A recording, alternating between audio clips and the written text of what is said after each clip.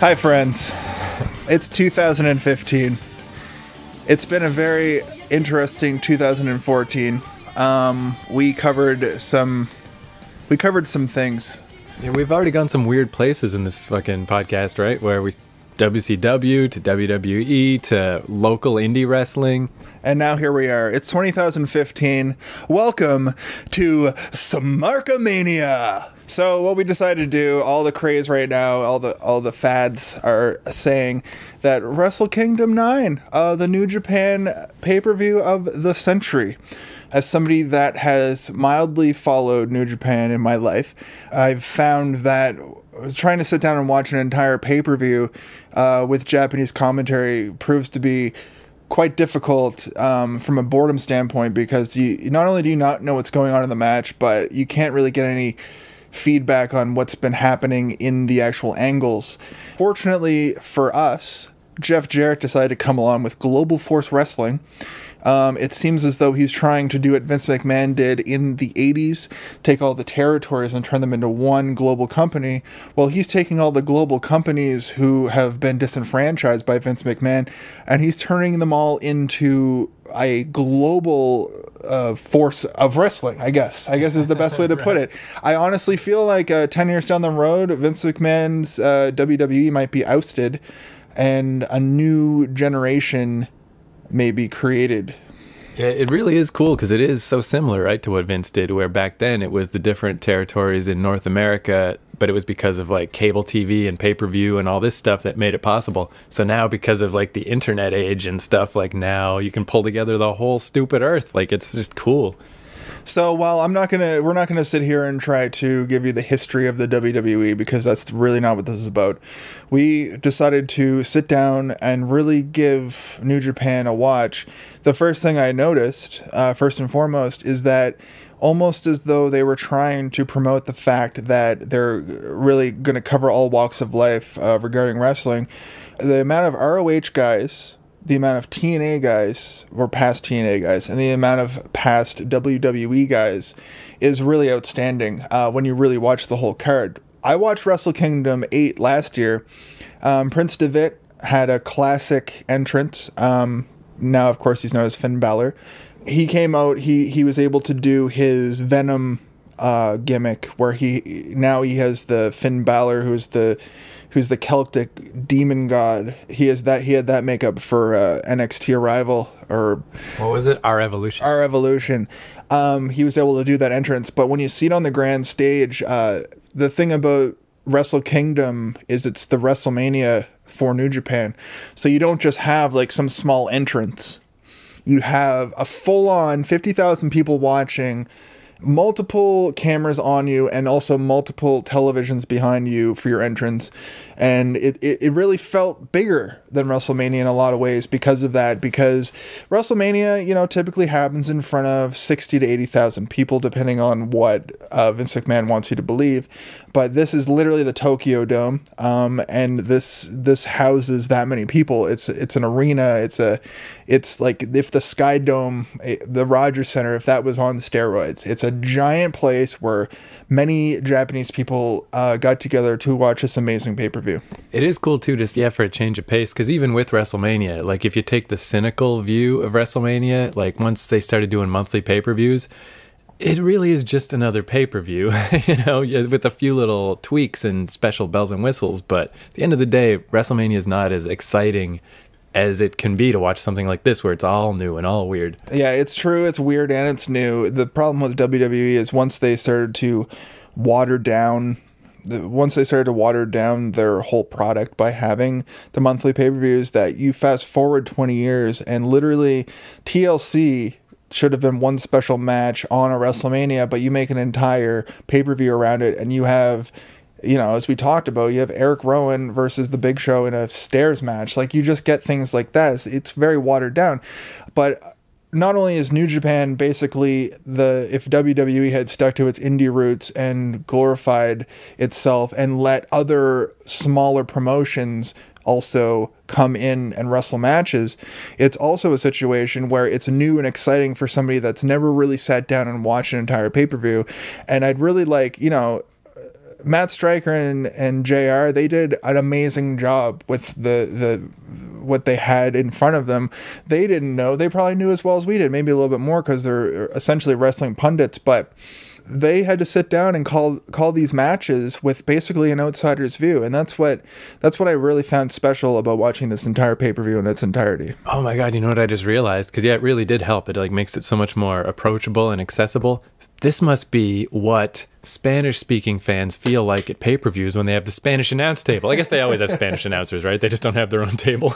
Yeah, no, it's true. It's just a lot of WWE programming is actually just the commentators, because on Raw they don't have the Spanish announce table anymore. It's just commentators talking over the pay-per-view. Right. Now the difference here is I assume that they get the product, put their voice over it, and it's given to the public maybe the following week. I'm not entirely sure how it works, but I happen to know that JR and Matt Stryker were live at this pay-per-view, but they weren't at ringside. There was no discernible commentators at ringside. You know, there was no through the announce table spots. Like, a lot of things felt like an indie pay-per-view, but a lot of things felt like a meta post WWE style in this pay-per-view.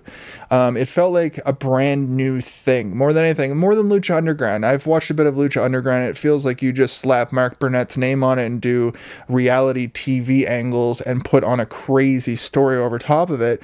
In the complete opposite, this felt like an established wrestling organization that put on the WrestleMania of the year. They just so happen that the Bullet Club is running rampant as a new NWO. They were in every other match.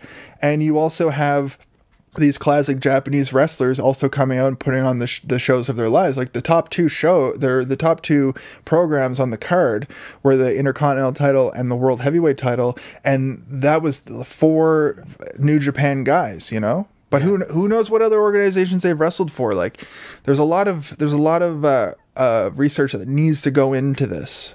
That is something, though, even just because, yeah, we went in not knowing a ton, but those were definitely the key things that made this different than just watching. Because, yeah, like I had weird Japanese wrestling tapes in the early 2000s. People would lend me on VHS because I worked at a comic store. They would just lend me shit. And yeah, it's like it doesn't really sink in. Where this had the combination of the American announce team and that it was kind of a nice mix, like not only of the different organizations in Japan, but also like in the lower half of the card, like tons of North Americans. And that kind of helped. It helped me kind of get into it.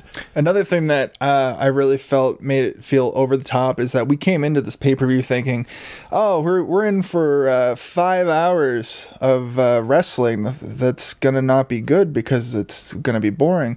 But honestly, all said and done, it was about the same length as a regular WrestleMania. You know, I expect to be done at midnight. It's about 10:40, and we started about we turned it on about 6:30, 6:45. And I think also, like, when you mentioned to me like this is going to be like 5 hours, I was like, what? Because I was kind of thinking of those times I've watched Japanese wrestling, or recently I watched a bunch of Mexican wrestling on YouTube, and it does just kind of wash over you because you just don't know what's going on. Where with this, I got enough of a sense. Like, I still, you know, I don't remember most people's names or anything, but again, like you're saying, if I saw them a second time, like this is enough to get my foot in kind of what's going on. The characters are so much like the way that they package WWE guys that you will remember even the guys that have incredibly Japanese names, like for instance, Yoshihashi, Manabaru Nakakasi. And I'm going to botch so many names over the course of this. It's extra weird for us too, right? Because not only are we not familiar very much with most Japanese names, but they all like have second meanings, you know? Like, you know, these words and symbols mean two things to them. And that's like an extra level of meaning that we just don't have. To us, it's just sounds. Yeah, so to us, it sounds like a regular name, but we don't know what other words mean. It's like Pulp Fiction, like I'm American. Our names don't mean shit. Like, you know? Yeah, and also Dolph Ziggler sounds like a normal name that somebody would have, but it's based on sort of a zeitgeist based inside joke that Westerners have. So we don't know, when Yoshihashi comes to the ring, he's got a cane. I don't know what his name relates to his gimmick, you know? I don't know, Nakamura, for instance, I don't know what his gimmick is, but I know that I like him because he's so filled with charisma. He's the most charismatic individual I think I've seen in wrestling in the past 20 years, and I have no fucking clue what's going on. When the match was over, This might be a bit of a spoiler. He actually said he had his like post-match like talk to the audience like segment for a minute, like a promo, and I didn't know what he was saying, obviously, because it was in Japanese, but I got the sense that it's that very similar to WWE in that respect, but everything else completely different. Yeah, that's one thing we said while we were watching it, is like, in a way, it's kind of nice in a way that WWE has such a similar format for all their stuff. You kind of see the pieces moving, you know how a match is going to go. Like, it really does make it easy for the crowd to know how to react or whatever. But to a fault. To a fault. But the nice thing about it is it makes other outside stuff like this extra cool, because you really don't see this stuff there. And the last episode, when we went to an actual live event and watched it, like, even that compared to this, completely different. But that live event felt way closer to what we watched, even though this was like a global, you know, organization, much like WWE is. But the problem with WWE at the end of the day is it's a corporation. They want to make the maximum money, minimum input versus who they have to pay and what they're going to do with those people. I mean, gimmicks don't stay. People have either evolve into something better, or they end up back in the indies. But in this, it's like they just had all the guys, all the top names from the indies fighting in Japan. And everybody knows, every wrestling fan knows that if you go to Japan and you are able to get over as a Westerner, your career is pretty much set in stone, that you're going to do okay at least. Like, look at Tensai. Like, he was Prince fucking Albert. He had a tag team with Test that was called TNA. Their gimmick was that they pierced people. And he went to Japan, was a force as a Westerner, as a giant dude.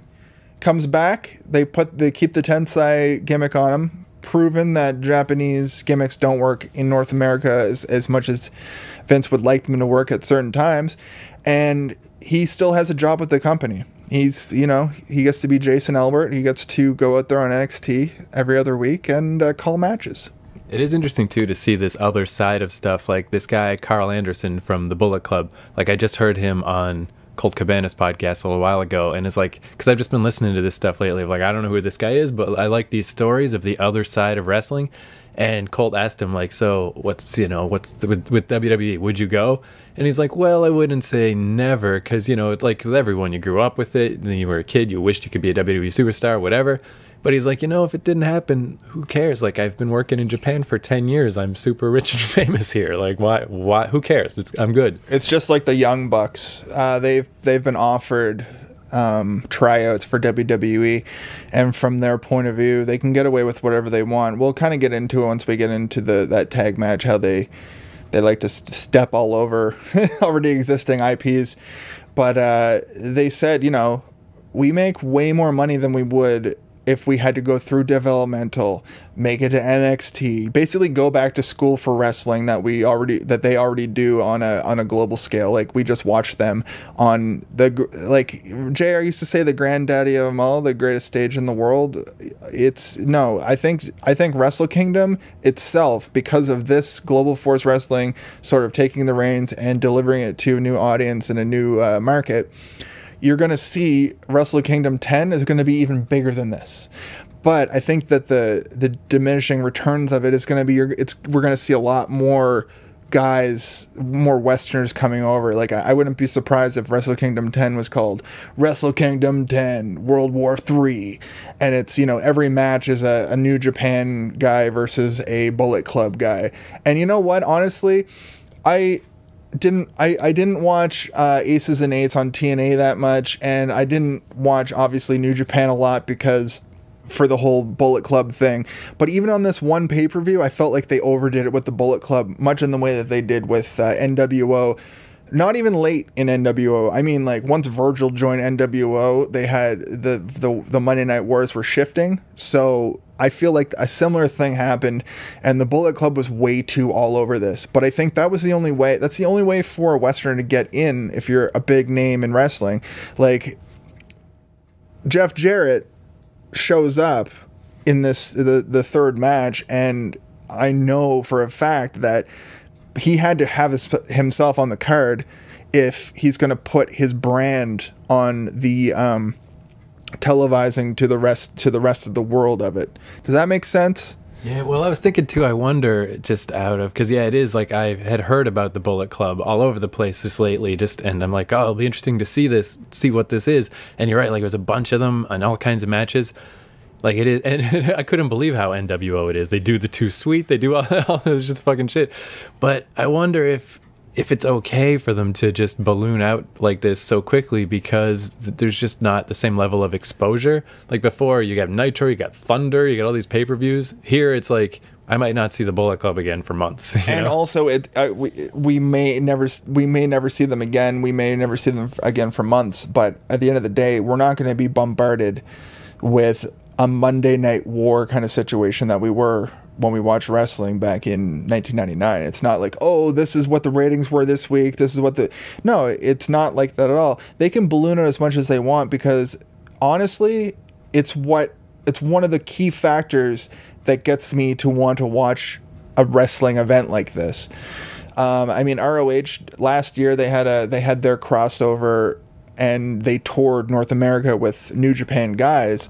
But the good thing about that is all the ROH guys that showed up there are actually on this pay-per-view. I feel like I'm watching the WrestleMania of the ROH event, War of the Worlds, I went to here in Toronto in 2013.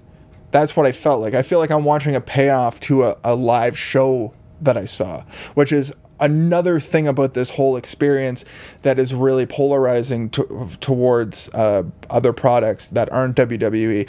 And people that are listening, you probably read internet pundits talk about wrestling, and it feels very like you're always relating everything to WWE. It's very WWE centric, to the point that sometimes other people that post are like, WWE is not the only product.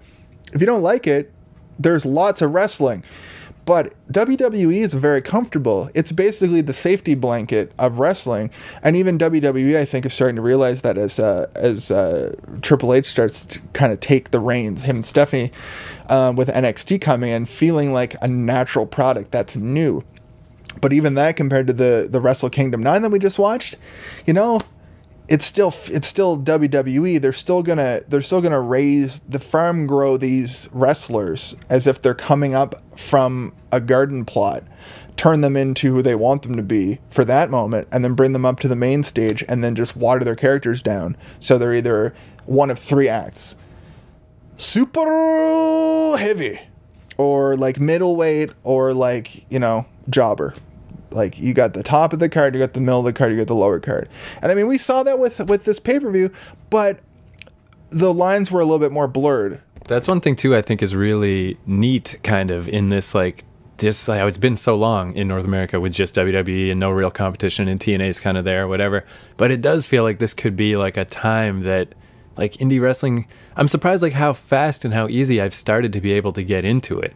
It's like when you never heard of a band, but all you really got to do is look at their wiki for a second. Yeah, and now especially that new band Nirvana. Yeah, man, I hope that they go on a tour soon, because I don't like, they've only got a couple albums and they're all like really, really good. I've been listening to them for years, but I've never seen them go on tour. If more people knew, they would just be so much bigger. But yeah, I've noticed too, like about you were saying, like different. Well, like how even just in NXT, I'm already hitting the point where it's like, I want people to stay in NXT. I don't necessarily want to see them go up to Raw, because it just won't be the same. So it's like that double for these types of things. It's like, yeah, these people are cool where they are. Like, and just sort of a note on that, my problem with NXT is I don't feel like I need to watch it, because it doesn't surprise me when all of these kids are so good at what they do. It doesn't surprise me. I can read or watch a couple of clips and get the gist. And that's what I was saying earlier about how NXT furthers their plot line and makes their characters look way better in 1 hour compared to Raw, which takes 3 hours for nobody to do anything. Yeah. They bury themselves by being on Raw. Yeah, like as an example, like take Charlotte Flair. Like, they're clearly getting ready to bring her up, but she has all these cool matches on NXT. She will never have a cool match on Raw, maybe on a pay-per-view here and there, but it's gonna like literally reduce how cool she is. I'm worried her look, especially because the main roster divas that are the most regarded as good wrestlers are the small, dark-haired girls like AJ, Paige. you know, when you look at the Bellas, I'm afraid that Charlotte Flair is going to come up, and compared to the Bellas, she's going to be this buxom blonde, and she's just going to be thrown into that diva quotient.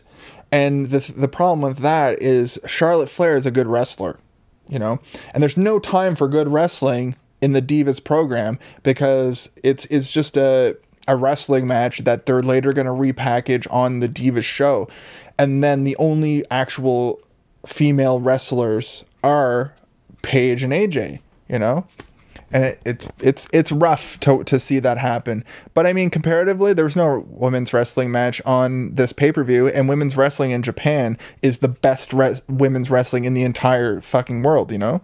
Well, that's something too where I feel like watching something like this as opposed to Raw. Like, I mean, I'll always watch Raw and just love Raw, but I really do find kind of my favorite parts of WWE are just entrances. It's like, oh, look who's coming out, as opposed to the wrestling, where here it's like flip-flopped. It really is like, now I actually pay attention to the wrestling and it's cool. Then if they have a cool entrance, that's a bonus. But and I just kind of noticed that WrestleMania 30 completely jacked the Wrestle Kingdom entrance. Oh, yeah. That incredibly long entrance down to the ring with the giant screen behind them that seemed like they kept turning TVs on, and the entrance got bigger and bigger as the night went on.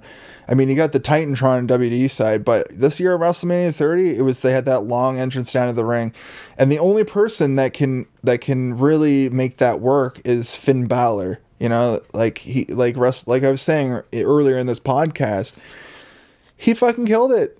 Wrestle Kingdom 8 is great, but the problem is I just, the English commentary, even though that they were flabbergasted by the wrestling they were watching, you know, it felt like I was watching wrestling with friends in the room and commentating. right. Wrestle Kingdom 8, you're so dissociated with what's going on there. And it's hard, like the audience is not, it seems like they're not into it. And you'd think with 50,000 people, there would be at least a chant, but no, they get into the matches. There's a lot of like yeas and boos for different spots and different, like, this guy's up, this guy's down, this guy gets back up and the other guy's down. The audience gets into that, but you don't get any chants. There was a fair amount of the sort of punch out No chance style. in hell. Sorry. No chance. There was a lot of too just the just crowd noise, but whenever you saw the crowd, it was just polite little claps. Yeah, like it's a very nice move that you just did there. I really enjoy what you've done there. Yeah. But I was thinking too, that's another way this is like almost the inverse of WWE, is here having the announce team helped so much, where I've really gotten to the point in Raw where sometimes if it's a match I want to watch, but I just don't want to hear the same old WWE commentary, I'll just turn it off and put on an MP3, and it just makes the match like a music video, and it's like way cooler. That's a really good idea. If I ever have a promotion, that's what I'm going to do. The commentators will just commentate between matches, and during the match, it'll just be like cool tunes or something. Oh man, no, I guess you got to call the spots, but yeah, just I don't know, when they're just talking about storylines in the middle of a match, like, get out of here, stop it. No, like I would rather listen to Matt Stryker and JR just talk to each other about how excited they are to watch wrestling right now than Michael Cole reminding me every 45 seconds or so that there's things that I can buy from the WWE. Right. And I mean, not literally with money, but with my time, with my effort. You know, right down to the WWE app a couple of years ago when they were just pushing that so hard, and it didn't even have any content. It was just an app where you could watch a second screen for Raw that didn't update ever. You know, every couple of matches it was like, here's what's been going on Raw, and here's all this back here's 3 pictures from other matches this wrestler has had. That was really the extent of it. Now, at least with the WWE Network, there's pre-shows, post-shows. There's a lot of filler content that is really interesting. And actually, you know what? This pay-per-view here especially might have sold. There's a New Japan WWE Network. It's called like Wrestle World or something, and it's 9.99 yen, Right. which I think is actually way cheaper than 9.99 American money. But I'd like to go back. And watch Nakamura matches. The opening match that we're going to talk about here in a minute was basically a gimmick battle royal by the standard of the gimmick battle royal that happened at WrestleMania a few years ago, and also the Andre the Giant Invitational Battle Royal from WrestleMania this year, it kind of felt like a hybrid of those two.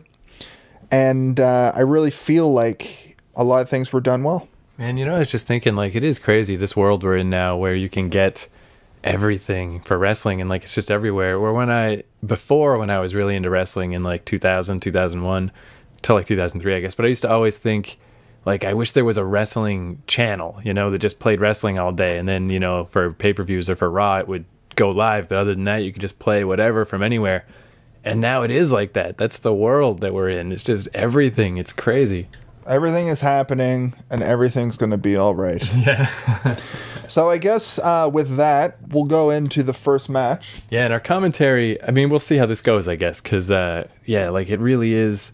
I don't know. That's the thing. I wonder how much of it is just because I am a North American, but it really does seem like the North American wrestlers stuck in my head so much easier, where it wasn't until the later matches on the card that most of the Japanese wrestlers started to stand out to me. They really did, like, they just didn't have personalities as much. A thing that I would like to look into, actually, would be like watching the Japanese indies. Right.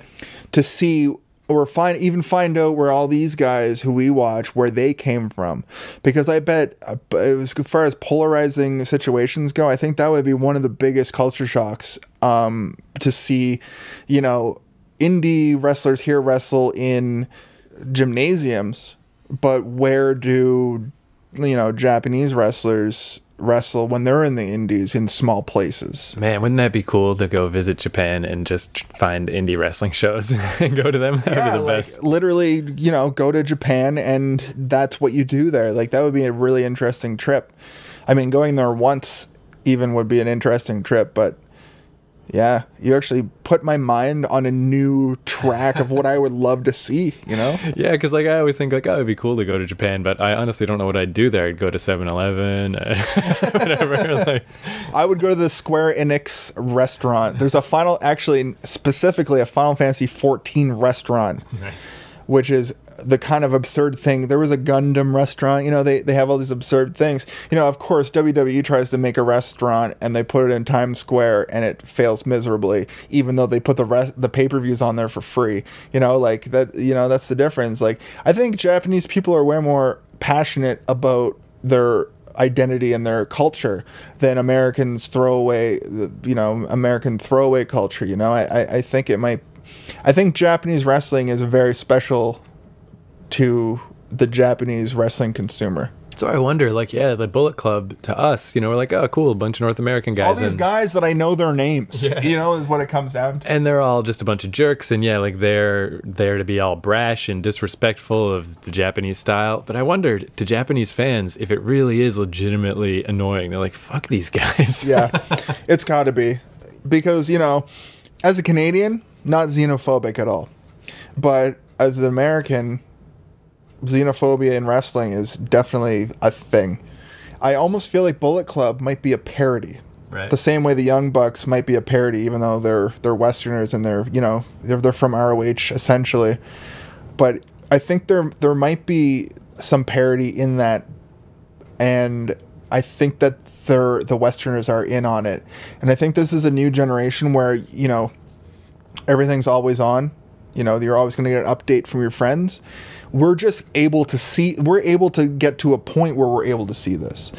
Now, I think a wrestling event this good has been consistent with New Japan, because I've known about New Japan. New Japan has been around since the late 90s, as far as I know. It's been the WWE of Japan. The difference is Vince McMahon wants to fucking shut you down, own your name, no outsiders anymore, and that's it. But on this card, we saw no less than 3 existing promotions wrestle. And also, we have Bullet Club, which is basically a faction of TNA guys who were disenfranchised, starting an NWO. And then that other, what were they called? I wrote it down. The Shelton Benjamin thing. Yeah, I don't remember their name. That is the thing. Suzuki Gun? Does that sound right? Maybe. But that is the thing, too, where this could be cool. Like, this sort of format they have of pulling from everyone around the world, potentially, mostly Japan, but theoretically, like, wherever. that really could, it feels like that could be a kind of contender to WWE, because remember we watched, what was it, like Battleground 2010, was that what it was called? It was a 2010 pay-per-view from WWE, and it was identical to today. Oh yeah, no, that was the when the brand split was still going on, and it was so surprising though to see so many people bragging from rights. It was surprising to see that it was so many of the same people. Like, it's brutally slow for WWE to do things the way they do. Yeah, 4 years later, and pretty much the same roster. I mean, it's good on them because WWE has a really bad history of creating wrestlers and then letting them have horrible drug problems. Right. I mean, I'm not going to sit here and pretend like being in the indies is any better than that. I know, half of these guys probably all have painkiller addictions that don't get treated because, they don't have the ability to, because they mostly wrestle in the indies. There's no health benefits wrestling in the indies unless you're a big name. But in the WWE, at least they've made strides to, ban moves that cause concussions. There are good reasons why WWE is so tame now, and they have this horrible skeleton in their closet called the Attitude Era that they still promote and make money off of with the WWE Network. I think WWE is crazy meta, but I'm glad that they're sitting back and letting Global Force Wrestling go on, because Vince could have said, like, fuck that. No, I'm going to put the kibosh on that right there, because if anybody's going to go global, it's going to be me, Vincent Kennedy McMahon. But that is something too I'm sure we'll get into as we go through these matches, but it is a weird duality or whatever, where it's so cool to see all these people I don't know that well and they're doing all this crazy wrestling. But I have also hit a point where I do kind of like not seeing people really get hurt. Like when wrestlers do really brutal moves to each other, I'm kind of just like, oh, you didn't have to do that for me. Yeah, but in the inverse of that, we're gonna do a CZW pay-per-view. We have to, because I mean, wrestling is way too tame for me. Where I grew up in wrestling, it was like tits, fucking blood. There was one kendo stick and Sandman had it, and now the only hardcore weapon is the kendo stick. Really? It's like, come on. I need a little bit of hardcore. I don't need to see Bray Wyatt and Dean Ambrose fight anymore. Right. I want the feud between Dean Ambrose and Seth Rollins to continue. I want that to have a resolution, But look, let's just get into this first match, because here is Jason's trying to say Japanese names 4 beers deep. Yeah, and I mean, I have a feeling, some of our recaps are they'll be pretty quick for some of these matches, because it really is kind of, I guess we'll get a sense of it, or a tone. Style. And it really is, it's like just a mess of stuff going on of people that we didn't really know, mostly.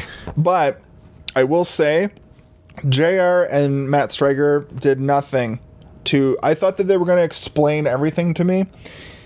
Like I said a few minutes earlier, they really just gave me that feeling of like a little kid watching wrestling for the first time. That's all I got. Right. They were like a comforting presence. Matt Striker can throw out all the fucking real names of wrestling moves he wants for hours, and I'm still going to get from JR that holy shit, he just punched him so hard that he's inside out. JR can call everything, I think is my point. And I wasn't really going anywhere with it anyway. So, first off, we got the pre-show. We have the pre-show, and we were hesitant on watching it when we thought that this pay-per-view was going to be 19 hours long. But honestly, it was a solid 45-minute half Royal Rumble, a 15-man Japan Rumble, I think it was called. And the interesting thing about this is we got to see what I imagine are classic New Japan superstars coming back for a gimmick battle royal, but also some young guys it seemed like they were trying to put over. Yeah, there was definitely that sense that like this would have been so cool if we were a Japanese fan. Like, oh, that guy, oh my God, he's still around. Exactly. Like imagine being a Japanese guy that's never watched anything but Japanese wrestling, and you try to watch the gimmick battle royal from write in the comments that what WrestleMania I mean. But honestly, like the Goon, how do you explain the Goon to a Japanese guy? I'm a Canadian and I don't understand the goon. That is a good point, though. It really is like that. Yeah, like if they were just watching, like whoever, the Iron Sheik or whatever. What the fuck is a TL Hopper? The Iron Sheik actually won that stupid gimmick garbage. I'd like to akin it more to a situation that was more like the Under the Giant Battle Royal, because fuck, man. Well, yeah, with this pre-show for Wrestle Kingdom, it was like I'm sure there's Japanese fans that were like, wow, like so respectful of like, look at that guy. And we're just like, he's the oldest man I've ever seen in my life. I can't believe they got him out of his coffin to come back for this match. Where, you know, some smark that's been watching New Japan since its inception is like, wow, like, I can't believe that he's back. Like, this is amazing. It's like The Undertaker wrestling after being defeated by Brock Lesnar. So maybe, you know, maybe the Japanese wrestling calendar is a little bit different than the WWE American wrestling calendar. Super Kick Party, sorry. I wonder if there is like, what do they call them? Like J-Smarks. And there's like they review all the Japanese stuff, and then once a year they do WrestleMania, and it's like us doing Wrestle Kingdom. They're like, I guess it was cool. I don't know. That's the sound of my head exploding. So the first match, of course, 50-man Royal Rumble. 15, not 50. That would have made this fucking pay-per-view 17 hours long. So, okay. I've heard of the 3 wrestlers in this Battle Royal Rumble, whatever you want to call it. Tiger Mask, of course, who you've heard of. Jushin Thunder Liger. And Takumi Shinoku. So basically, Tiger Mask comes out. He does his great entrance. He has his 2 kids dressed in also tiger masks. Oh, yeah, that was adorable. Yep. They sort of pander to the crowd. Then Yuji Nagata comes out, who looks like a pretty old guy. But he's got blue tights on, so you know something's going to happen with that. And then I don't have the eliminations because that's some fucking smart bullshit. Right. And you want to hear me say what I'm going to say next. You don't want to hear me talk about who got eliminated. I'm going to list for you, for your listening enjoyment, your ear-breaking segment. I'm going to list the names of wrestlers that in order that they came out. Okay, so Tai Chi with Takumi Shinoku and a questionable luchador masked man. They were basically 3MB, 3-man band. Takumi Shinoku, of course, was dressed like a zombie for some reason. Well, not a zombie, but like an undead wrestler. I don't know. I can't explain wrestling or Japanese wrestling for that matter. But Tai Chi had a microphone, and the mystery man, whose name I don't know and refuse to look up right now because fuck that noise, he had a guitar. And we should say this did not have American commentary, so we had no hope of knowing any reason for any of this. Yeah, no, I wasn't able to take notes because the commentators weren't telling me what to say. That's kind of meta. So Jushin Liger comes out and clears fucking house. And from there on, I just sit back and I'm like, what's going to happen now? So then it's Sho Tanaka, then Hiro Saito, and then Yohei Uematsu, then Captain New Japan, who was dressed like, you said Deflator Mouse from The Tick? Yeah, it was like, was it camouflage? Yeah, Deflator Mouse from The Tick with camo gear. I thought he looked a lot like, no, actually, you thought he looked a lot like a reject from the Power Rangers, even though there's a more rejecty, more Power Ranger-y guy. That was the thing too, like when he came out, he was clearly like a gimmicky, super gimmicky guy, but I did notice up till that point, immediately it felt different from American wrestling, because like it was pretty quick for people to come out. It was, I don't know, probably... I think it was 30 seconds. The thing that I loved about it was the wrestlers weren't coming out from the main stage. It really felt like a pre-show. Like, you know, the regular pre-shows for WWE, it feels like, oh, these are just like there's no such thing as a dark match anymore. But it feels like this is the match before the event.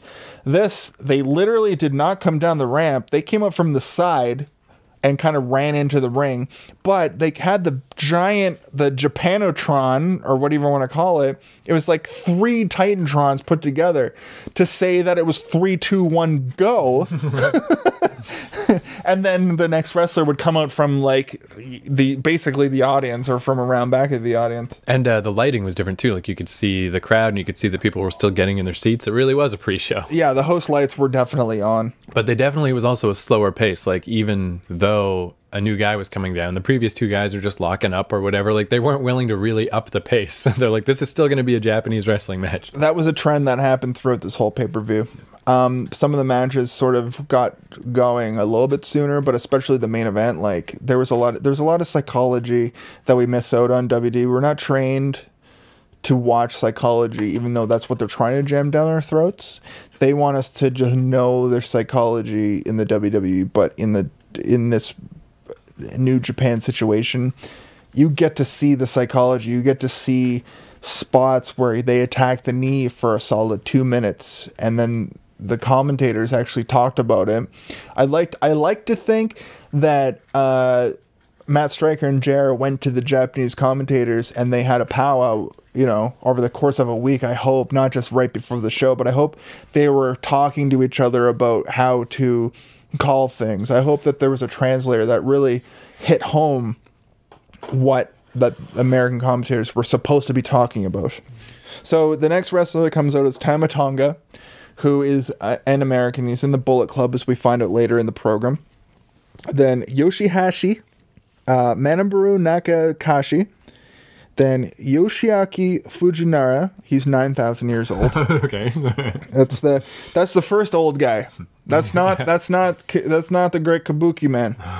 He just comes out to the ring. He looked like Lou Thez looked like in fucking 1993. Like he looked like a guy who still puts on his wrestling tights to train people. But it's like, you don't need to put your wrestling tights on to train people. Just tell them what to do, or just like hip toss them or something. So that was crazy. But then immediately the great Kabuki comes out. And you know what he fucking decides to do? Have a great fucking entrance and do fucking nunchuck tricks. Yeah. Just fucking rips it up with nunchucks for a couple minutes outside the ring. But then as soon as his nunchucks go down, he takes his mask off. 10,000 years old. Yeah. Blew my entire mind off. I did not expect a guy to look so old. Right. Based on how good his ability to use nunchucks were. Yeah, that was ingrained in that guy. Yeah. The next line that I wrote was even older, but that refers back to the great Kabuki. So then Taichi takes off his pants. That great spot where he just got fed up and fucking rips off his tearaways. And yeah, so basically that's where I got to. Most of the wrestlers ended up making it to the match. It's not like in the Rumble where it's like guys get thrown out as it goes on. Fucking slutty geisha. I've got this pay-per-view on in the background, so in case we forget what's going on. So basically what happens is the original entrant, the first entrant, in fact, Yuji Nagata, he won it. Yeah, it's one of those things where you got to assume that guy must be badass in Japan. He must just be the baddest ass guy, but we just don't know that. Well, or he's like one of the up-and-comers. Maybe he's the Cesaro. Yeah. But then he'd have to be from whatever the Japanese equivalent of Switzerland is. I definitely noticed too that Israel? one thing. Sure. But one thing I noticed too that was definitely different, but weirdly the same, is like in a Japan or in a WWE battle royal situation, you got a lot of people just in holding patterns, just killing time. So they'll just have like get you in the corner. I'll just pretend to kick you or whatever. Where in this one, the Japanese wrestlers were way more transparent about it. They literally would just be hanging out on the ropes, just watching some other guys fight. And they're like, maybe we'll fight in a minute, but let's just chill. No, and especially some of the entrances, especially the two old guys, all the wrestlers stopped wrestling or like fighting, and they look over at the entranceway and they just stand there in awe. So what stands to reason is that the two oldest dudes that came out right in the middle of that whole thing, that was the highlight. Those would have been the two surprise entrants, right? Possibly. So, moving on. The first real match of the card, probably one of the best appetizer matches. Like, I mean, that Royal Rumble situation was pretty fun. Like, I actually had the experience of watching the first like 10 minutes of it when I was trying to like get this all set up to watch tonight, and I was like excited, like I had goosebumps, like I was fucking so ready. But then when I turned on this pay-per-view, and I saw that the first match is the IWGP Junior Tag Team Championship match between 4 tag teams, all of which that I've seen wrestle live before, but on top of that are mostly ROH guys. So you got the Young Bucks, who of course are fucking phenomenal. They're the 2 up-and-comers, like I was saying before. They don't want to leave the indies because they make way too much money there, or maybe that's just their gimmick. But they look like if Hardys and Degeneration X became one. And that was sort of a start to the really obvious stealing that goes on, because they do the DX chop, right? Yeah, they do the DX chop. There was that thing on Twitter where they were saying how, like, oh, the Billy Gunn tweeted them and said, hey, like, you did the DX chop, and the Young Bucks were like, well, we're going to do the whole New Age Outlaws entrance next time.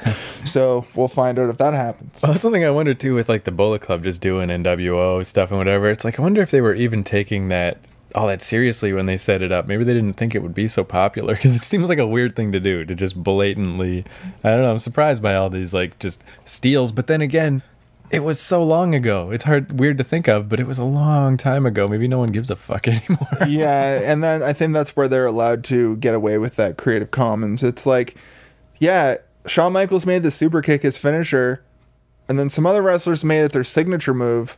Well, what's keeping the Young Bucks from having a fucking super kick party and just fucking super kick all over the place? And we didn't even see that on this particular program. We didn't see that. They super kicked, like we saw the super kick, but it wasn't overboard. They were great. They were fucking. The thing that I love about the Young Bucks is that they're a tag team that looks like each other, and they got the tag team vibe, and then they go ahead and just fucking do tag team moves all the time. They do 2-person moves. You don't see that in tag team wrestling. The closest to that is the Miz and Mizdow doing tag team moves together, but the difference is it's just Damien Mizdow falling down. Yeah, and I think the New Day has some stuff, but yeah, it's like definitely a very small part of WWE tag team wrestling, and it's too bad because it is one of the cool, like that live show we went to, Fight Brand, last time. Man, the tag shit and the multiple people stuff was amazing. It was yeah, and it didn't feel too schmozzy either. Yeah, you know, like I worry about schmozzes, and actually in the second match, which is actually on the screen right now as we're podcasting about it, it gets schmozzy, but you know. Just down the list of the wrestlers in this match, of course, the Young Bucks, the Time Splitters with the Back to the Future logo. Yeah, the super subtle font.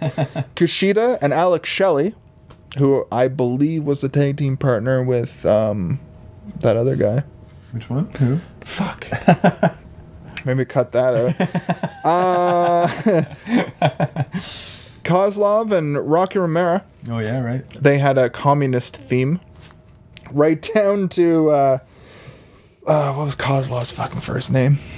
I don't remember. Alex? Ivan, I was gonna say, but maybe it was Alex. Yeah. Alex Kozlov does a spot during the match where he literally does like the Russian like kick dance as a kick to the face. Yeah. I thought that was super patriotic for Russians. If only Rusev could fucking adopt something other than bare feet as his gimmick. So him and Rocky Romero, they're called the Forever Hooligans, which is an ROH staple.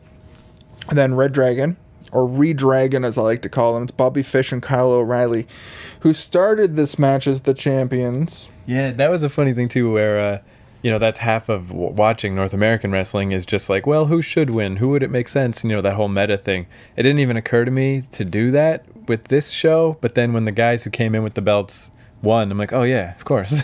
But as far as I'm concerned, it's WrestleMania, and the Young Bucks should have fucking had their time in the sun. I also don't know enough to know whether or not the Young Bucks, they could be fucking 15-time tag champs already. But yeah, the Red Dragon comes down with the ROH Tag Team Championships, but they're defending the IWGP Tag Team Championships, making them double Tag Team Champions. When that's what you're saying about how, like, I didn't think about it at the time. I was like totally expecting like, oh, that's how you get the belts off these guys because they get to be the ROH champs. You put the IWGP champs back on a tag team that's in New Japan, but there's one Asian guy in this match. So that is such a neat concept too of having multiple belts from multiple different promotions, and that they can just like go around like that. Like it's such a different feeling from like WWE where you can't even keep your name, nothing, where this is just like kind of like friendly amongst the different promotions. Yeah, no, it's shades of Vince co-opting original ECW guys to come in and do like a takeover, but that really just ending in them absorbing ECW guys over time. Right. I think the difference here will be that they put together a promotion called Global Force Wrestling that is the same exact situation that New Japan's been doing, where they co-opt all the smaller Japanese organizations. You know, I think that's where we're going. And I think we're really going to get a second product to watch. TNA was never a second product to watch. It was a lesser product that lost its way for the last 4 years, you know? So Jim Ross, who's been he's flabbergasted for this whole thing. Like he calls his spots like he's Jim fucking Ross. But he immediately points out that there's too many acronyms. Right. He's like, I'm at NJW, New Japan, NJPW. Yep, that's the one. But I'm watching the IWGP title get defended. By God, I don't know how to watch this match without knowing all the acronyms. Is what I really got from him. So yeah, the double champs remain champ in that one. Red Dragon retains. I've read a lot about Red Dragon on the old Reddits. I don't know too much about them, but they seem like the young up and comers. And I thought there was only one tag title bout. What it turns out is this is the fucking opening match, and it's a junior tag title bout. So that means that Red Dragon gets to go on to be basically the Intercontinental Tag Team Champions, which means they've got the number one bid to go for the main titles as soon as they drop these titles. So I guess this is going to be a gloss over match because it fucking did not matter. Like, there was no build up. It's just a way for Jeff Jarrett to be on this card, honestly. Right.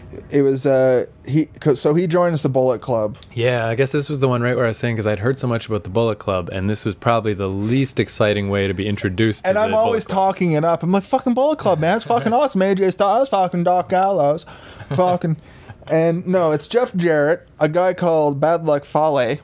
I like to call him Bad Luck Fail, which I think is a way more catchy name.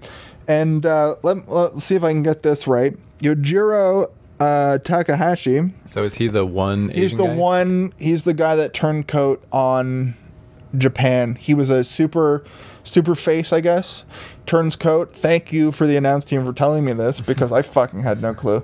I knew that there was one Japanese dude in Bullet Club, but he's a super babyface looking guy who turns fucking heel. And he's got the slutty geisha. I didn't write down who her name was, but I'm gonna fucking sort that out later. But she looked great. And of course, they're going up against 3 fucking Power Rangers, basically. It's Hiroyoshi Tenzin, Tamaki Honma, who was the Hulk Hogan guy, Right. and Satoshi Tamaki. Yeah, and definitely this was, like for introductions to the Bullet Club, it was so weird because I'm like, all right, so they're fighting like this weird Japanese guy with Hulk Hogan trunks and Jeff Jarrett. Honmi Mania is what his tights said. And then, Jeff Jarrett is like, tries to hit somebody with a guitar and he misses and he hits his friend with a guitar. And I'm just like, nothing about this seems cool. Also, what I learned from this entire card is the fucking Bullet Club are the clumsiest group of individuals ever. They cannot hit the other. Like, if you're in the Bullet Club, don't even try to hold the guy so your partner can hit him, because you know what's going to happen. You're going to get kicked in the fucking face. And it's in Japan, so you're probably going to get fucking, like, yakushi'd in the face. That's not a thing. So who won that one? I don't even remember. Oh, yeah, that was... It was the Hulk Hogan guy. I remember now. I remember him leaving triumphant. His team won. So the Japanese guys beat up the Bullet Club for that one. So yeah, that was... So I remained confident, though, because everyone talks about the Bullet Club so much. I was like, it's okay, even though that was a weird match and I didn't love it. I'm confident that the future Bullet Club will be cooler. And it does pay off. Yeah. The next match is the 8-man tag. One group was from the wrestling promotion Noah, And this is when we really realized, when we were watching the card on the fly, we were really realizing that there are so many other promotions that are being represented here. And you don't need titles. I mean, WWE knows that they don't need titles. And I feel like Cesaro, even though he's a jobber, he's the Cesaro champion. You know, I kind of get that. Now that he's got Tyson Kidd and they're doing the big swing with the kick, it's fucking phenomenal. But this is a match that I found very special to me because one half of it, Suzuki Gun, which I feel like they may have come before Bullet Club. They may have been like sort of a prototype for Bullet Club because it's 3 ex-WWE guys. Lance Archer, Shelton Benjamin, who's now known as Shelton X Benjamin, and Davey Boy Smith Jr., of course the son of the British Bulldog, right, and Takahashi, some indiscernible other letters that I wrote. I guess the similarities on there, but I did find that it was interesting to see these guys that I actually recognize from literally WWE from a particular era, like 2007, show up as a 4-man tag. Like they're definitely a faction, they're definitely a stable. And then they take on the guys from Noah. 2 guys though are white dudes, Mikey Nichols and Shane Haste. Was that what it was? I don't know. Sure. Anyway, they make up TMDK, and then it was Naomachi Masafuji and Toru Yano, who were their partners for this. So what I imagine is that the storyline goes that these 4, gaijin guys are trying to take down the young buck sort of guys, because if literally the match is on right now on the screen, and what you'll see is it's a bunch of young dudes having a match, and Lance Archer is there. And the Naomachi Mujifuji guy, that's the guy that looks like Ultraman. Oh yeah, right. He looks like a enemy from the Power Rangers. That was definitely something I noticed early on, especially I guess I just find the North Americans easier to identify with, I guess, because I am a North American, but a lot of the like quote unquote cool outfits for the Japanese guys, they just weren't very cool. I didn't like them. No, they're very cut from a mold of years past, is what I felt like. So what I remember now, just taking a look at this, is the Takahashi indiscernible letters guy. He's a ridiculous fucking roided up powerhouse Japanese guy. Like, he looks like Japanese Kane, essentially. He's sort of their big man, and the rest of them are sort of like the high flyery kind of guys. And I would really like to see, I want to know some history on those 4 guys. Special note for that. That guy has cool tights. I just noticed. They're just, I don't know. I won't try to describe it, I guess. Cool tights guy is getting like fire, but like if Tajiri had fire on his pants, I don't know. Anyway, the guys from Noah, the Noah promotion, they end up winning. And what this match truly was a face group versus a heel group. The only thing that would have made it better is if it was Survivor Series rules. Because then at least we would have been able to see less schmoz and more like one-on-one. But I mean, even here, we're early on the card, and it felt really good. I felt really good about what they were doing to heat the crowd and get them ready for later. Now, is Noah, because the other Noah match, it was kind of the trying to be more like a UFC fight, right? More like a shoot fight? Well, that's where we're going now. That's also Noah? I think so, because I was going to ask if is that Noah's shtick, or is it just something they did? Like, I mean, possibly. I didn't recognize that the next match was Noah. The thing that pointed out that Matt Stryker pointed out to me was that Minoru Suzuki, he has ties with the UFC. So this next match, what I could infer was that it was a blood feud over them having an MMA style only KO or submission match. Now, when we were watching it, we were going, what? Why are these guys having like a shoot fight? But, of course, we'd watch it, and there was a lot of wrestling spots as well. But what the commentators were saying was how Minoru Suzuki was actually like a trained mixed martial artist. Now, he's going up against Kazushi Sakaguruba, and the other guy, of course, I remember Minoru Suzuki from Wrestle Kingdom 8. He came out, he had the band that sings his song. They actually performed it live. So I was like, oh, I'm really excited. I recognized this song from last year. I think this is really cool. He came out, he just did like a classic like MMA style boxer sort of entrance where he just sort of had a towel around his head and he just sort of took his robe off, or I don't even think he was wearing a robe, but he just sort of got ready for the match. The other guy came out in a full-on like shirt that looked like he was ready to like grapple, you know, like he looked more like a traditional fighter. So I think the story of this match was the newer guy versus the older guy. I think this might have been our Undertaker Triple H, and I think they even tried to push it as Undertaker Shawn Michaels. Oh yeah, right. But I'm not buying that for a second. Yeah. A lot of things about the way commentators present wrestlers who have been around for not long enough to be compared to other wrestlers it seems to be happening the most right now, especially with Kenta being compared to Ric Flair, wrestlers on this card being compared to older wrestlers. And I imagine if we had the commentary in English for the pre-show match, we would have really gotten a lot more insight into who the analogs were in that match for who they become later in New Japan. Right. So they have an MMA style match. Basically, Suzuki fucking wins. Like, Minoru Suzuki fucking kills it. They have a lot of good like rest hold. I don't think they're called rest holds in this realm, because they're called respect holds. They're called respect hold. That's perfect, because of the fact that they matter to the match. The psychology is there. Unfortunately, in WWE, especially when you get the bigger guys, like if you have Mark Henry versus Big Show or Mark Henry versus Kane, Mark Henry's going to get tired. Right. He's a big dude. He's like a 500-pound guy, all said and done. And for him to go 35 minutes is impossible. So in a 20-minute match, around 7 minutes, he's going to be like, look, I'll be able to do 14 minutes, but I got to take a nap right now. Real quick, put me in a headlock. That sucks. That's what makes big men wrestlers blow. We just learned in the last 8-man tag the Suzuki Gun big man. I didn't even notice he was a big man because he was still able to fucking go. He was still able to jump around and fucking do his part as a big man. It's like Kane. Like Kane can jump around and do his part as a big man. But man, when he fights somebody that he does not mesh well with, he is slow as fuck.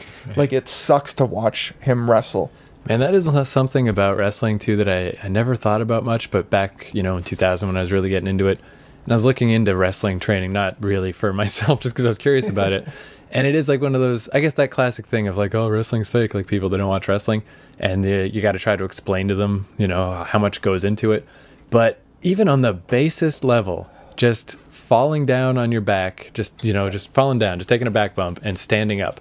If you do that 20 times, you're so fucking winded. It's insane. And that's literally the bare minimum to do a wrestling match. From what I've read and from what I've experienced as a 15-year-old taking bumps on concrete because I'm stupid, that first bump that you ever take, no matter what, I encourage you to just fall down on your own will. Just fall down and like cushion yourself. There's a very good chance you'll knock the wind out of yourself. To intentionally fall backwards and have to land a certain way so the amount of ground that your back takes up cushions the fall enough so you don't get winded, greatly outweighs the amount of winded you're going to get. Right. You will wind yourself. I mean, I would do it right now if there was cameras on me, but obviously I'm not going to waste my bumps that way because I plan to fall down a lot in my life. That's such a weird thing too. Like, and there's so much stuff like, but there's so much stuff like I almost wish I could just go wrestle some matches just to understand this stuff better. Like the other day, I heard Christian being interviewed on Jericho's podcast, and one of his stories involved like he was out there with Road Dogg, and Road Dogg got winded in this way that he was like, we just got to wrap up this match. Like, I'm not getting my wind back. Well, how do you think Draws felt? How do you think Austin felt with a broken neck? He had to win that match. Like contractually, it was supposed to be. He won. Stone Cold Steve Austin won a match with a broken neck. Triple H fucking finished a match with broken quads. Yeah. Both of his quads just broke. Like, that means that the tendons flip up inside of your quadriceps. That means that muscles are hooked onto your ACL and your knee. They flip inside of your thigh. But he walked out of there with one ref holding him up and finished a match. I'm flabbergasted. Yeah. And like that's where I was surprised too. Like you get those big injuries like that, but then it goes all the way down to literally like if you just get the wind knocked out of you the wrong way, like it's done. You just got to finish it up. Like, yeah, I really think wrestling has got to be so much harder than we could ever really know. Well, I think back to a particular match between Bret Hart and Bulldog. One of the hardest, like in a regular sport, one of the hardest injuries to overcome is a broken rib. Like, that's one of the most painful things you can endure. And Bret Hart gets a compound fracture on his ribs, like ribs plural, and rolls out of the ring, and he's just you can watch this match. Like, I don't know the exact match, but I mean, fucking Google it, you'll find it. He rolls out of the ring and he lays there for a second, and you can see in his writhing that he's making a decision, and he gets back up, he goes in there, and he wrestles a couple more minutes. Obviously, he called a early finish, but he had broken fucking ribs, and he's getting bashed around on it, you know? Like, that's the kind of thing that happens for wrestlers. I know that there was one bad concussion on this card. I don't know which match it was in. I imagine it was in the never open weight championship match, because that was fucking as brutal as it gets for a one-on-one match without weapons. But it's the same kind of thing, you know? Like, and I'm wondering if this match particularly was actually a shoot. It felt very shooty. And you were saying, like, oh, the fact that wrestling is fake kind of takes away from it.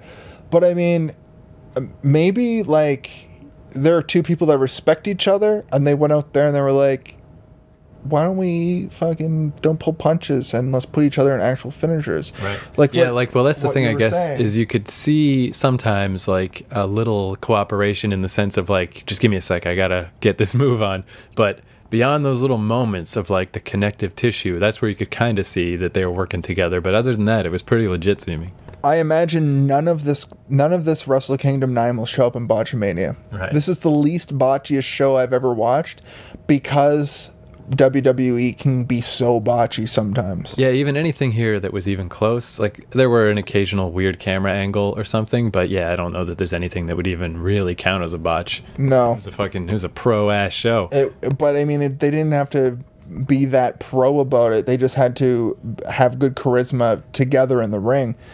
You know, like, I'm sold on New Japan after this, but like I will reserve to say that I kind of need American commentary, even if they're just enjoying it as much as I am. Right. I just need a baseline, you know. I need a base, you know, a base 10. It really does seem like the way we're kind of feeling our way out with this podcast of exactly what it is. But yeah, considering we started watching 2000 era WCW because it's funny and kind of bad, and then we just keep moving up and up and up in quality level, it's like we'll still go back once in a while to that shit. But can you imagine if we just kept to like our original plan? Let's just watch all the year 2000 WCW pay-per-views. Like, what would we even be talking about right now? It would just be like the worst.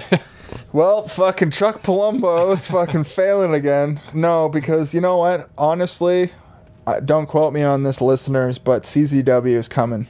Yeah. We're going to do a CZW show. I'd like to get as new as possible. I'd like to get, because I know CZW traditionally, this is a bit of a tangent and I apologize, but CZW traditionally is fucking brutal as hell. Like, there's been drills, there's been necro butchers, there's been chainsaws. But I guess now they're going in a different direction. But I would love to fucking cover a CZW program. Shikara, I hold very close to my heart. It has continuity, but continuity based, like there's a time traveler in Chikara.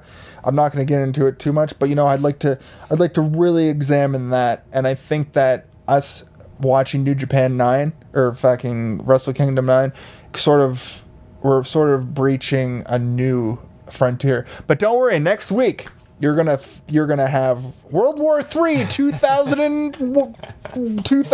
Yeah. Let me just ask you real quick. There's a time traveler? What? Oh yeah, Archibald Peck time traveled around, fucking messed with the continuity and the timeline. So, like, where is he from? Like, what level? He's from the past. That is the present, and he went to the future and came back.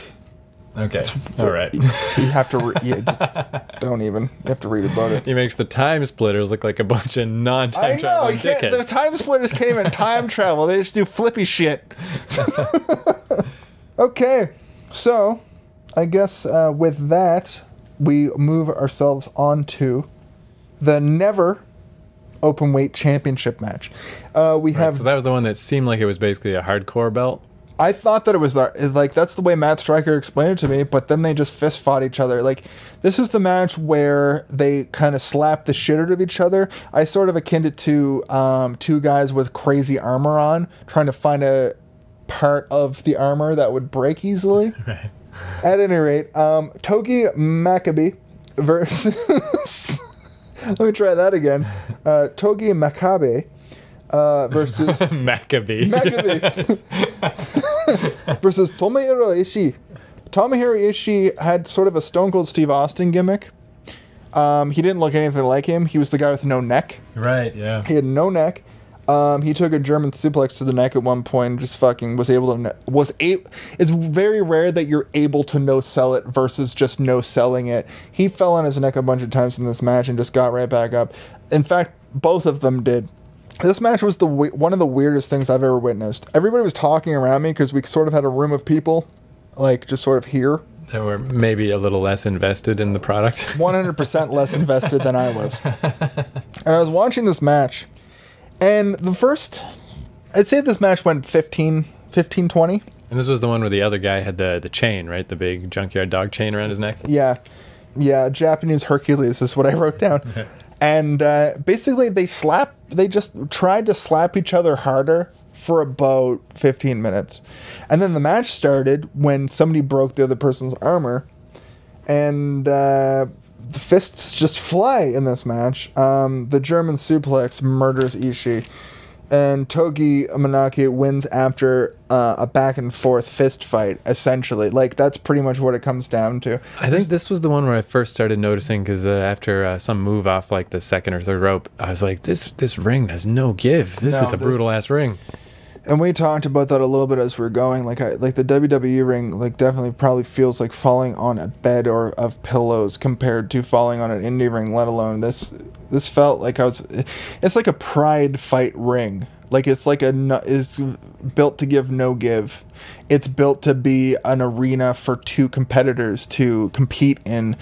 You fall down on that shit and you're gonna break your shit. It is like that weird world of wrestling, of like the line between the show and reality, where I don't mind bouncy rings. I don't want people to get hurt. But once that guy got like suplexed off the second rope and then he just lays there hurt, I'm like, I don't think he needs to sell that very hard, because that must have fucking hurt. No, there was a lot of situations where you don't need to sell in this style of wrestling, because of how good it looks already and the psychology that goes into the next move. I think it goes right down to the fact that there's no preamble between matches until you get to the two main events. Right. You literally, it's like, this match has ended, the next match starts. You don't fucking go back to Michael Cole. You don't have Michael Cole being like, all right, welcome to the WWE app, and this is how you download the WWE app, and here's how you download on the WWE app the WWE network. Like, that's fucking ingrained in my head, because Michael Cole's always saying WW. And he has been before WWE, because he's been saying WWF for like just as long. So I have this weird situation in my mind where I hear WW like so enunciated, and I can't even enunciate as much as he can. Like, he's got a degree in fucking announcing. He's got a degree in journalism, you know? That's another example, too, of how this is such a different style of thing, where with WWE shows, the pay-per-views are almost less interesting sometimes to me, because they don't tend to advance storylines and they have less backstage segments and stuff. And I was like, oh, I missed those. I like those on Raw. But here, it's much cooler that, the next match just starts. I'm so glad there was no backstage bullshit, because we would not understand what they were saying. Yeah. Especially imagine how think about how dialogue driven WWE really is. Right. To progress their storylines. If we had to sit through not understanding fucking anything that they're saying, like a Japanese person that has never watched American television is like, yes, fucking WrestleMania 31, I'm gonna download it, I'm gonna fucking buy the album, I'm gonna fucking bootleg that shit, you know? No. You're gonna sit there and you're gonna go, I wish that there was Japanese commentators for this, because I fucking have no clue what's going on, and the matches suck. Yeah, like here, you wouldn't need backstage segments and stuff. Like, it's very clear. Here's the stuff in the ring, that's what's happening, and that's what you need to know about. It's the indie flair. It's the indie flair. When we went to that live show, there was no storyline. Yeah. The storyline was, it's Christmas. The bad guys want to steal from Christmas. The good guys want to give back to Christmas. Stay tuned. Next week, we're going to be back with part 2 of Wrestle Kingdom 9.